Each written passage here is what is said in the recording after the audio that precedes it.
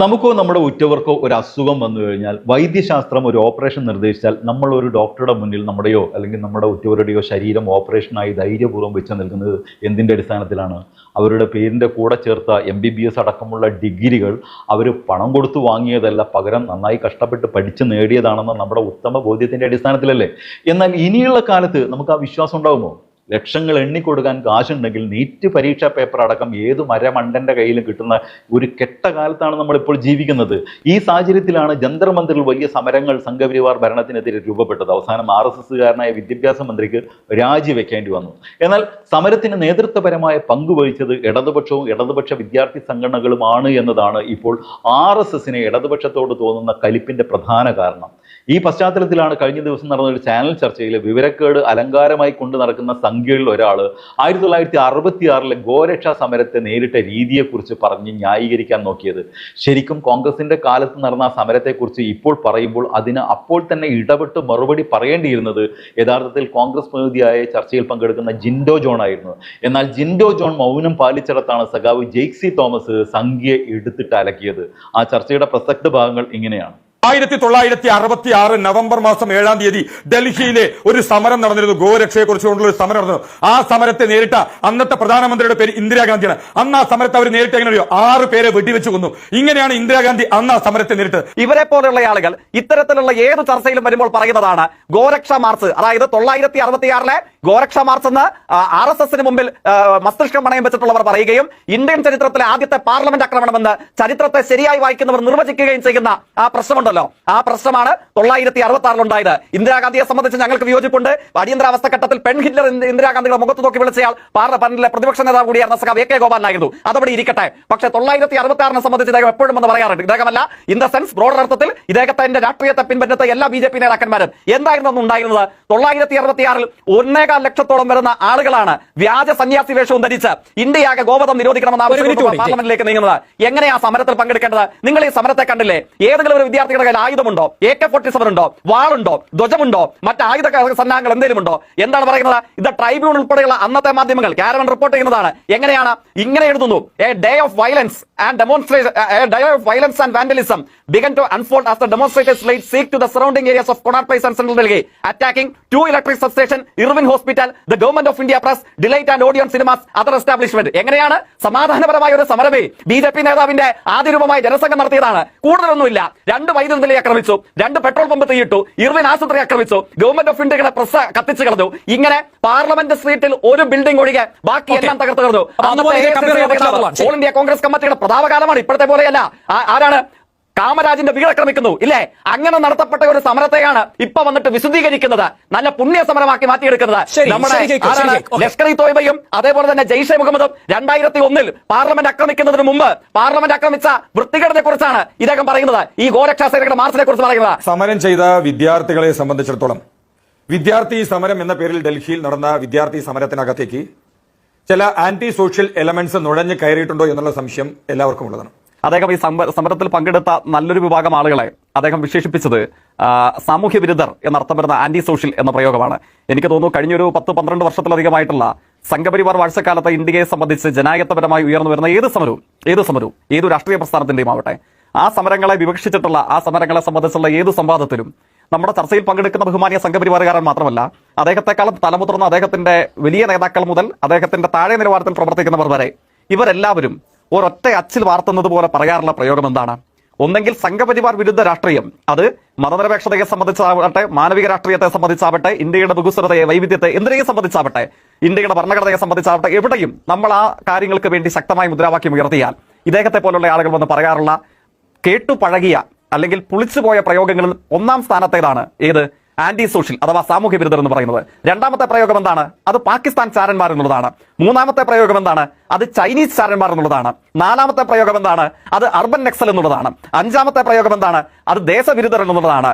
ഈ 5 പ്രയോഗങ്ങളും വർത്തമാനകാല ഇന്ത്യൻ രാഷ്ട്രീയ സാഹചര്യത്തിൽ RSSന്റെ ഡിക്ഷണറിയിലെ പ്രഥമ സ്ഥാനം അലങ്കരിക്കുന്നവരാണ്. നിങ്ങൾക്ക് RSSന്റെ വർഗീയതയോട്, RSSന്റെ മനുഷ്യത്വ വിരുദ്ധതയോട് നിങ്ങൾ വിയോജിപ്പ് പ്രകടിപ്പിച്ചോ, അങ്ങയുടെയോ എന്റെയോ രാഷ്ട്രീയം ഏതുമാവട്ടെ, അത് സംഘടിത കക്ഷി രാഷ്ട്രീയമല്ല, ഉയർത്തിപ്പിടിക്കുന്ന രാഷ്ട്രീയ ആശയധാര ഏതുമാവട്ടെ, നമ്മളൊക്കെ ഇപ്പോൾ സൂചിപ്പിച്ച ഈ പ്രയോഗത്തിന് ഇരകളാക്കപ്പെടും, ഒരു സംശയവുമില്ല. അദ്ദേഹം ഇപ്പോൾ ആന്റി സോഷ്യൽ തുടങ്ങിയതേ ഉള്ളൂ.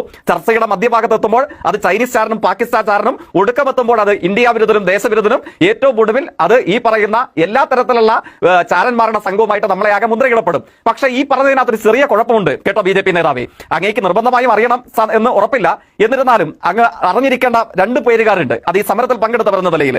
അതിൽ ഒന്നാമത്തെ പേരുകാരൻ അപരാജിത് സാരംഗി എന്നുള്ളതാണ്. ആരാണ് അപരാജിത് സാരംഗി? ചർച്ച കാണുന്ന മഹാഭൂരിപക്ഷം പറഞ്ഞ മലയാളി പ്രേക്ഷകർക്ക് സുപരിചിതമായ ഒരു പേരല്ല. അപരാജിത സാരംഗി ഈ ചർച്ചയിൽ സാമൂഹ്യ വിരുദ്ധ പട്ടം നമുക്കൊക്കെ അടിച്ചേൽപ്പിക്കാൻ ശ്രമിച്ച RSS നേതാവിന്റെ ദേശീയ നിലവാരത്തിൽ പ്രവർത്തിക്കുന്നയാളാണ്. അദ്ദേഹം ഒഡീഷയിലെ ഭുവനേശ്വറിൽ നിന്നും ഇപ്പോഴും തുടർച്ചയായി പ്രതിദാനം ചെയ്യുന്ന സംഘപരിവാർ രാഷ്ട്രീയത്തിന്റെ പ്രതീകമാണ്, പാർലമെന്റ് മെമ്പറാണ്. അപരാജിത സാരംഗിയുടെ മകൾ അർച്ചിത സച്ചിൻ രഘവേൽ, അവരാണ് RSSകാരനായ ധർമ്മേന്ദ്ര പ്രധാന്റെ രാജിയിൽ ഒഡീഷയിൽ തന്നെ ഏറ്റവും കൂടുതൽ സന്തോഷത്തോടുകൂടെ ആഹ്ലാദ പ്രകടനത്തിലും സമരത്തിലും പങ്കെടുത്ത പ്രധാനപ്പെട്ട ആളുകളിൽ ഒരാൾ അവരാണ്. അവർ സാമൂഹ്യ വിരുദ്ധയാണോ? ഒറീസയിലെ BJP എംപിയുടെ മകളായിട്ടുള്ള അർച്ചിത സച്ചിൻ രാഹിൽ സാമൂഹ്യ വിരുദ്ധയാണോ? അതാണോ അങ്ങയുടെ നിലപാട്? അങ്ങേക്ക് നിർബന്ധമായി മറന്നിരിക്കാൻ സാധ്യതയില്ലാത്ത മറ്റൊരു പേരുകാരനുണ്ട്, അത് കേശബ് മെഹന്തയാണ്. കേശബ് മെഹന്ത ആരാണ്? RSSന്റെ സംഘപരിവാർ മുന്നണിയുടെ ആസാമിലെ ക്യാബിനറ്റ് റാങ്ക് പദവി അലങ്കരിക്കുന്ന മന്ത്രിയാണ്. കേശബ് മെഹന്തയുടെ മകൾ ദിപ്സി മഹന്ത ഈ സമരത്തിൽ ആഹ്ലാദം പ്രകടിപ്പിച്ചുകൊണ്ട് സമരത്തിൽ പൂർണ്ണമായും പങ്കെടുക്കാൻ ശ്രമിച്ച ഒരു വനിതാ വിദ്യാർത്ഥി കൂടെയാണ്. അവരെ സംബന്ധിച്ച് എന്താണ് ഈ ചർച്ചയിൽ പങ്കെടുക്കുന്ന അഭിനവ BJP നേതാവിന്റെ അഭിപ്രായം? അങ്ങയുടെ നേതാവായിട്ടുള്ള, അങ്ങയുടെ ക്യാബിനറ്റ് റാങ്ക് പദവി അലങ്കരിക്കുന്ന കേശബ് മെഹന്തിയുടെ മകൾ ഈ സമരത്തിൽ പങ്കെടുത്ത ദിപ്സി മെഹന്തി അവരൊരു സാമൂഹ്യ വിരുദ്ധയാണോ? അതോ ചൈനാചാരനാണോ? അതോ പാകിസ്ഥാൻ അനുകൂലിയാണോ? അതോ ദേശവിരുദ്ധയാണോ? അതോ സാമൂഹ്യ ദ്രോഹിയാണോ? എന്താ അങ്ങയുടെ അഭിപ്രായം? അങ്ങ് ദയവായി മനസ്സിലാക്കണം, RSSന് അല്പമെങ്കിലും തലയിൽ വെളിച്ചം ചൂടിയ, RSSന് കൂടെ അപവാദമായിട്ട് അങ്ങനെ ചില ആളുകൾ ഉണ്ടാവല്ലോ, അല്പമെങ്കിലും യുക്തിസഹമായി ചിന്തിക്കുന്ന BJP നേതാക്കന്മാരുടെ തന്നെ അഭിപ്രായം ഈ സമരം ചർച്ചയിലൂടെ വിദ്യാർത്ഥികളുടെ ആവശ്യം ന്യായമാണെന്നും സംവാദത്തിലൂടെ സമവായത്തിലൂടെ ഇത് പരിഹരിക്കണമെന്നുള്ളതാണ്. അവരാരും തയ്യാറായിട്ടില്ല ആന്റി സോഷ്യൽ, അവരാരും തയ്യാറായിട്ടില്ല ഈ സമരത്തിനകത്ത് മറ്റാവശ്യങ്ങൾ ഉയർത്തിപ്പിടിച്ച കുറെ മുദ്രാവാക്യക്കാരെ നമ്മൾ കേട്ടിരുന്നു. അവർ ചില കൊടികളുടെ ബാനറിൽ വന്നവരാണ്, അതല്ലാതെയും വന്നവരാണ്, സ്വതന്ത്രമായി അങ്ങോട്ടേക്ക് ഒഴുകിയവരാണ്. ഇതിനകത്ത് ഏതെങ്കിലും സാമൂഹ്യ വിരുദ്ധരോ രാഷ്ട്ര താല്പര്യ വിരുദ്ധരോ ഉണ്ട് എങ്കിൽ അവരെ എങ്ങനെ തിരിച്ചറിയും? അവരെ മാത്രം കൈകാര്യം ചെയ്യേണ്ടതല്ലേ നിയമവിരുദ്ധമായി? അതെങ്ങനെ നടപ്പാക്കാൻ പറ്റുമെന്നുള്ളൊരു ചോദ്യമാണ് BJP മുന്നോട്ട് വെക്കുന്നത്. അപ്പോൾ സ്വാഭാവികമായിട്ടും അതിന്റെ നടപടികൾ നടക്കുമ്പോൾ, ഒരു വശത്ത് നടക്കുമ്പോൾ മൊത്തത്തിൽ അതിനെ ജനറലൈസ് ചെയ്ത് അതെല്ലാം ഈ കുട്ടികൾക്കെതിരാണ് എന്ന് പറയുന്നത് എന്തിനെന്നുള്ളതാണ് BJP തിരിച്ചു വയ്ക്കുന്നത്. രണ്ടാമത്തെ ചോദ്യം ഐഷി ഘോഷിന്റെ കാര്യമാണ്. ഐഷി ഘോഷിനെതിരെ നേരത്തെ കേസുണ്ട്, 15 കേസുകൾ എനിക്കെതിരെ ഉണ്ടെന്ന് അവർ തന്നെയാണ് പറഞ്ഞത്. അപ്പോൾ അതിലൊക്കെ ഏതെങ്കിലും സമയത്താണെങ്കിലും പോലീസ് നടപടി സ്വീകരിക്കുന്നതിനെ നമുക്ക് ഇതുമായി കൂട്ടിക്കെട്ടേണ്ടതുണ്ടോ? സ്ട്രൈറ്റ് ആയ ഉത്തരങ്ങൾ ശ്രീജയ്ക്ക്. ഒന്ന്, സമരത്തെ സംബന്ധിച്ചുള്ള ഇവരുടെ ആക്ഷേപവും അതിന് അവർ നടത്തുന്ന ന്യായങ്ങളുമാണ് അങ്ങയുടെ ചോദ്യത്തിന്റെ ആദ്യ ഭാഗം.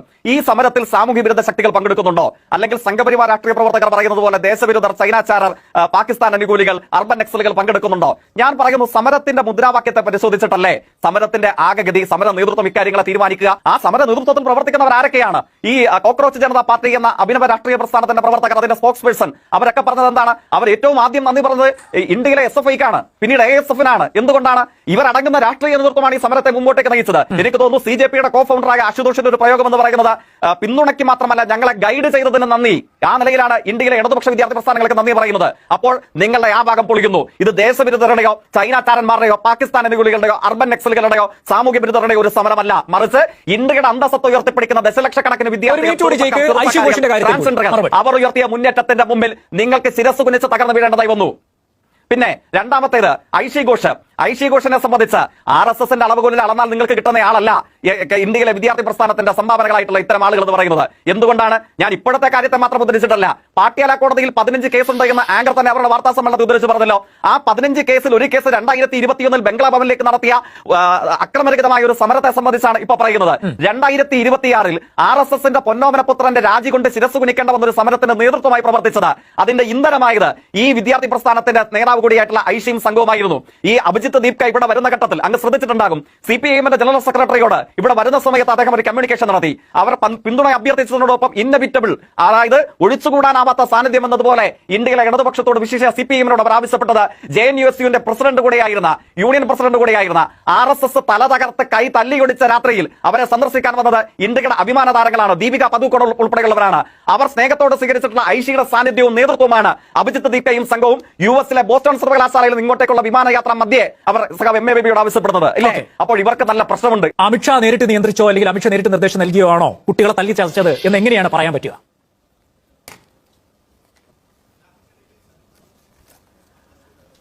അത് ആ സമരത്തിൽ ഒരു ദിവസമെങ്കിലും ആ സമരത്തിൽ പങ്കെടുക്കാൻ കഴിഞ്ഞിട്ടുള്ള ഏതു സാധാരണക്കാരനായ മനുഷ്യരോട് നിങ്ങൾ ചോദിച്ചു നോക്കൂ, അവർ അതിന്റെ എണ്ണമറ്റ ഉദാഹരണങ്ങൾ പറയും. എനിക്ക് ഈ സമരത്തിന്റെ ഏറ്റവും ഒടുവിലത്തെ ദിവസങ്ങളിൽ മാത്രമാണ് ജന്തർ-മന്ദറിൽ എത്തിച്ചേരാൻ വേണ്ടി കഴിഞ്ഞത്.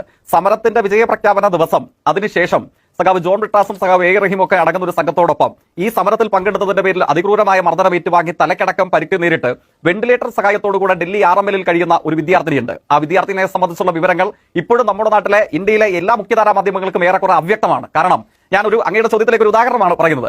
ആ വിദ്യാർത്ഥിനിയെ സന്ദർശിക്കാൻ ഞങ്ങൾ ചെല്ലുമ്പോൾ ഞങ്ങളെ ആദ്യം RML ആശുപത്രിയിൽ തടയുന്നത്, ഓർമ്മിക്കണമല്ലോ, രാജ്യസഭാ മെമ്പർമാർ അടങ്ങുന്ന തെരഞ്ഞെടുക്കപ്പെട്ട ആളുകളുടെ സംഘത്തെയാണ് ഇവർ തടയുന്നത്. ആദ്യം തടയുന്നത് റാപ്പിഡ് ആക്ഷൻ ഫോഴ്സ് RIF-ന്റെ നേതൃത്വത്തിലുള്ള സംഘമാണ്. പിന്നീട് അവിടെ ITBP ഉണ്ട്, ഇൻഡോ ടിബറ്റൻ ബോർഡർ പോലീസ് ഉണ്ട്. അതിന്റെ തുടർച്ചയിൽ പിന്നീട് രണ്ടാം നിലയിലേക്ക് ദീർഘമായ ചർച്ചകൾക്കും തർക്കങ്ങൾക്കും ഒക്കെ ശേഷം ICUവിന് സമീപമുള്ള രണ്ടാം നിലയിലേക്ക് കടന്നു ഞങ്ങളുടെ സംഘത്തെ തടയുന്നത് ത്രിപുരയിൽ നിന്നുള്ള സ്പെഷ്യൽ ഫോഴ്സിന്റെ സംഘമാണ്. അങ്ങൊന്ന് ആലോചിച്ച് നോക്ക്, എത്രയധികം സായുധ സേനാ സംഘങ്ങളുടെ ഇന്ത്യയിലെ വിവിധ പ്രദേശങ്ങളുടെ സംഘങ്ങളെയാണ് ഒരൊറ്റ രാത്രി ഇരുട്ട് വെളുത്ത് കഴിയുമ്പോൾ ഒരു വിദ്യാർത്ഥി സമരത്തെ തകർത്ത് തരിപ്പണമാക്കാൻ, എന്തിന് ജീവിതത്തോട് മല്ലടിക്കുന്നു എന്ന് നമ്മൾ കരുതപ്പെടുന്ന ഒരു പെൺകുട്ടിയുടെ, ഒരു വിദ്യാർത്ഥിനിയുടെ രോഗവിവരങ്ങൾ അറിയുന്നതിൽ നിന്ന് അവരുടെ മാതാപിതാക്കളെ, ബന്ധുമിത്രാദികളെ, ഡോക്ടർമാരെ സന്ദർശിക്കുന്നതിന് പോലും വിലക്കാൻ ITBP ഉണ്ട്, റാപ്പിഡ് ആക്ഷൻ ഫോഴ്സ് ഉണ്ട്, ത്രിപുരയിലെ സ്പെഷ്യൽ ഫോഴ്സ് ഉണ്ട്. ഇവരെയൊക്കെ രംഗപ്രവേശനം ചെയ്യാൻ നമുക്ക് ഒക്കെ പരിമിതികൾ മാത്രമുള്ള നമുക്കൊക്കെ അറിയാവുന്ന ഡൽഹിയിലെ ഏതെങ്കിലും സർക്കാരിന്റെ ഭാഗമായിട്ടുള്ള സംവിധാനത്തിന് കഴിയുമോ ഇതിനെയൊക്കെ കോർഡിനേറ്റ് ചെയ്യാൻ, ഇവരെയൊക്കെ രാജ്യതലസ്ഥാനത്തേക്ക് ഇറക്കുവാൻ? ആ കമ്പനി കണക്കിന് പോലീസ് സേനയും വിവിധ സായുധ സേനാ സംഘത്തെയും നമ്മൾ കണ്ടതെന്താണ്? ബീഹാറിൽ വിദ്യാർത്ഥി സമരത്തിന് നിറയൊഴിച്ചത് AK-47 ഉപയോഗിച്ചിട്ടാണ്. ആരുടെ ഉത്തരവിന്റെ ഭാഗമാണ്? ഏത് ആശീർവാദത്തിന്റെ ഭാഗമാണ്? അതിൽ അല്പം ബുദ്ധി കൊണ്ട് ചിന്തിക്കുന്ന, തലയിൽ ആൾതാമസമുള്ള, അതിൽ RSS ഉണ്ടോ എന്നോ ഇല്ലയോ എന്നുള്ളത് അങ്ങയുടെ അവസരത്തിൽ അങ്ങേക്ക് പറയാം, ബഹുമാനിയായ BJP പ്രതിനിധികളുടെ അവസരത്തിൽ. നമ്മുടെ നാട്ടിലെ ഏതു സാധാരണക്കാരനായ മനുഷ്യനും യുക്തി കൊണ്ട് ചിന്തിക്കുന്ന ഏത് മനുഷ്യനും ബോധ്യപ്പെടും ഇത് അങ്ങേയറ്റം ആസൂത്രിതമായ മുൻകൂട്ടിയുള്ള ഉത്തരവിന്റെയും ആശീർവാദത്തിന്റെയും അടിസ്ഥാനത്തിൽ മാത്രം പ്രവർത്തിക്കുന്ന കാര്യമാണ് എന്ന കാര്യത്തിൽ ഒരു സംശയവും ചിന്തിക്കുന്ന ഒരാൾക്കും ഉണ്ടാകില്ല എന്നുള്ളതാണ് അതിനെ സംബന്ധിച്ച് പറയുന്നത്. മറ്റൊരു വീഡിയോ ആയിട്ട് വരുന്നവരെ എല്ലാവർക്കും ഗുഡ് ബൈ.